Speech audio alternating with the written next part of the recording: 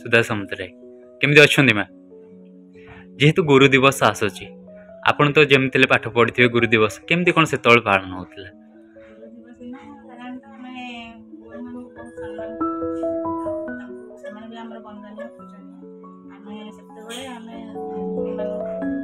सकाल उठी गुरु मान पूजा करूँ प्रणाम करूँ पूजा करूँ मारू समस्ते गुरुଙ୍କ विषय किसी सेतबेले एबेकार समय भितर केमती डिफरेंस आपन सेतबेले जहा बेले डर थिला गोटे गुरु मान को बहुत सम्मान करथि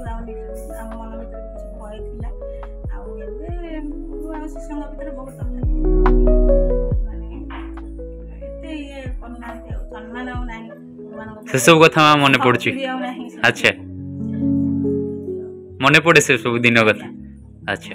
भाई कौन कहया चाहिए जेहेतु गुरु दिवस आछे आपन सहित बसचंदी मैम गुरु दिवस एक्चुअली आमे जेतिके पालन करतु प्रथम गुरु तो बापा मां आज्ञा सेकंड गुरु शिक्षा गुरु तापर दीक्षा गुरु तो आमे सब सम्मान आगुरु करि आसु एबे भी करू आमे चाहू जे आजिकल युव समाज को जे जो आमे जो माने जो परिस्थिति जो ढंग रे आमे आसी छु से मानु कुआ जाउ अनुरोध करा से माने भी गुरु जो जगह जहा को रखिया कथा रखा जाउ प्रथम कथा हला काली भी कही निशा हूँ प्रथम दिन गुरु निशा खाई सारा गुरु को मानवे आजिकल गुरु आगे निशा पिला खाऊ सब कर आज चाहिए सब युवपीढ़ी ये निशा मद मृत्यु चली डेली भी सब दिन चली कौ दिन बंद ना किंतु आम कही अनुसार कह जी मानिला आम गुरु कथा मानी आम जाइचु आम से जगह बसुचु आम जानूचु आमर अनुष्ठान भी अच्छी आम मानुचु ना एक्चुअली जिनसा खराब गुरु सब भल शिक्षा देवे के खराब शिक्षा देवे तेणुक गुरु कथा जी मानी सी जो रास्ता जा कथा जी न मानी सी खराब रास्ता को लास्ट समय कौन तीन टा जिन गोटे हूँ अनुष्ठान गोटे हूँ जेल गोटे हूँ मृत्यु आर तीन टा जिन दुनिया किसी ना जी बुझी पाइला तेणुक गुरु कथा बापा माँ तो सब प्रथम गुरु सब भल शिक्षा केतल खराब शिक्षा बापा माँ देवे देखिए शिक्षा गुरु सी सब चाहिए मो क्लास मो पिला मो कथा मानिकी जब चलो से भल मनीषटे हम भल मनीष हेल्ले कौन गर्व मो पिलाटा भल मो स्कूल रे पढ़ुला जहा हूँ सी गोटे भल मनीष भल जगह भल पोजिशन अच्छी दीक्षा गुरु कौन देवे ना दीक्षा जो देवे से गोटे जिन शिखेबे जे जहाँ भी जाऊ हरे राम हरे कृष्ण से शिखेबे कहीं ना से जो मंत्र जहाँ अच्छी दुनियार सबुठ श्रेष्ठ मंत्र दीक्षा गुरु अच्छा आपन को पिला मन केमती कोन देइ छथि शिक्षा गुरु दिवस रे सब बड़े कुए प्रथमे हमर जने पिता माता प्रथम गुरु तांको सम्मान तांको कथा मानतु से माने जहाँ भी कहबे तमरो उज्जवल भविष्य पई कहबे आ द्वितीयतः हमर होचंती गुरु शिक्षा गुरु जी शिक्षा दउछंती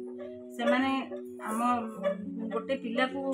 जिते से विद्या दौरान से उच्च शिक्षा दौरान आ चाहती आमर आज पिला कालीर भविष्य से जदि भल उच्च शिक्षा ग्रहण करके पढ़ती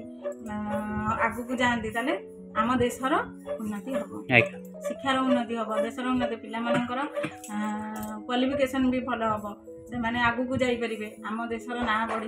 आम देश अग्रगति कर। अच्छा भाउज पाखे अच्छी केमिति कौन सपोर्ट रही ना मोर सपोर्ट मु एक्चुअली मध्यम श्रेणी माने परिवार पिला देखा गले आम बहुत कष्ट भी जीवन में कर पैसा पत्र अभाव पाठशाठ भी पढ़ी पाइलु ना परिवार बैकग्राउंड स्ट्रंग नाला तेणु करके मोर मैरेज है 2023 मसीहा 2003 मसीहा 2003-4 मसीह मैरेज कला निजे मोर सबू धंदा जहाँ जमी करी माने बहुत कष्ट मस्ते परिवार को बापा सपोर्ट माँ सपोर्ट दादा खुड़ी समस्त सपोर्ट सान भाई भी सपोर्ट सपोर्ट पाइला धीरे धीरे धीरे धीरे मुझे आज ये जगह पहुंची। अच्छा बहुत कष्ट भी କିନ୍ତୁ ଯେତେବେଳେ ମୋର ଜଣେ ଗୁରୁ ବି ଅଛନ୍ତି, କିଏ ଗୁରୁ ନା ମୋର ଜଣେ ଅଛନ୍ତି ଗୁରୁ ଯିଏକି ଜଗନ୍ନାଥ ପାଢୀ ତାଙ୍କ ନାଁ, ଯିଏକି ମତେ ମୁଁ ଯୋଉ ଦଲଦଲରେ ଫସିକି ଥିଲି ମୋ ହାତକୁ ଧରିକି ସିଏ ଉଠେଇଛନ୍ତି ଉପରକୁ, ଯେ ମତେ ରାସ୍ତାଟା ଦେଖେଇଛନ୍ତି ଯେ ଦୀପୁ ତୋର ସବୁ ସରିଗଲାଣି, ଅନୁଷ୍ଠାନ ମୋ ପାଖକୁ ତୁ ଆଇଛୁ, ଅନୁଷ୍ଠାନରେ ତୁ ଯାହା ବି ହେଲେ ମୁଁ ଦି ଥର ଅନୁଷ୍ଠାନକୁ ଯାଇଛି, ଆଜିକା ଡେଟ୍ରେ ମୁଁ ଯୋଉ ଜାଗାରେ ଅଛି ସମ୍ମାନ ପାଉଛି, ସମସ୍ତଙ୍କ ସାଙ୍ଗରେ ମୋର ସମ୍ପର୍କ ଭଲ, କାହା ସାଙ୍ଗେ ସମ୍ପର୍କ ଖରାପ ନାହିଁ, ଯୋଉମାନେ ମତେ ଘୃଣା କରୁଥିଲେ ସେମାନେ ମତେ ଡାକି ପାଖରେ ବସଉଛନ୍ତି, ଏମିତି ବି ମୋ ପରିବାର ଏବେ ଯାହା ସଜେସନ ନଉଛି ଯେ ମତେ ପଚାରୁଛି ଏଇ ସଜେସନଟା ନେଲେ ଠିକ ହବ କି ଭୁଲ ହବ, ମତେ ଏତିକି ଖୁସି ଲାଗୁଛି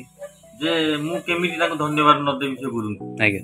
ସେ ମତେ ବହୁତ ମାନେ ମୋ ପରିବାର ବି ଗୋଟେ ଗୁରୁ, ମାନେ ଟୋଟାଲ ପରିବାର ସପୋର୍ଟ ନଥିଲେ ମୁଁ ସେ ଜାଗାରେ ପହଞ୍ଚି ପାରିନଥାନ୍ତି। ମୁଁ ବହୁତ କଷ୍ଟ କରିକି ସେ ଜାଗାରୁ ଆସିକି ଆଜି ଏ ପୋଜିସନରେ ପହଞ୍ଚିଛି। ତାପରେ ମୋ ଗାଁର ବି କିଛି ବଡ ଦାଦା ହୁଅନ୍ତୁ କି ବଡ ବାପା ହୁଅନ୍ତୁ କି ଭାଇମାନେ ହୁଅନ୍ତୁ, ସେମାନେ ମତେ ଡାକିକି ବହୁତ ଅନୁଷ୍ଠାନ ବୁଝାବୁଝି ବି କରିଛନ୍ତି ଯେ ଆମର ଗୋଟେ ଗ୍ରାମ୍ୟ ସଂଗଠନ ଅଛି, ସେଠି ବୁଝାନ୍ତି ଯଦି ତୁ ଦେଖ ଏଇଟା ଖରାପ ଜିନିଷ ଏଇଟା ଭଲ ଜିନିଷ, ତୁ ଆଜି ଏଇ ଜିନିଷକୁ ଛାଡିକି ସେମାନେ ସବୁବେଳେ ତାକୁ ବଞ୍ଚିକି ରହିଥାନ୍ତି ଆମ ଆଖି। ଆଚ୍ଛା, ଆଉ କିଛି ମ୍ୟାମ୍ ଲାଷ୍ଟକୁ କ'ଣ କହିବାକୁ ଚାହିଁବେ? ଭାଇଙ୍କର ସପୋର୍ଟ କେମିତି ରହିଛି?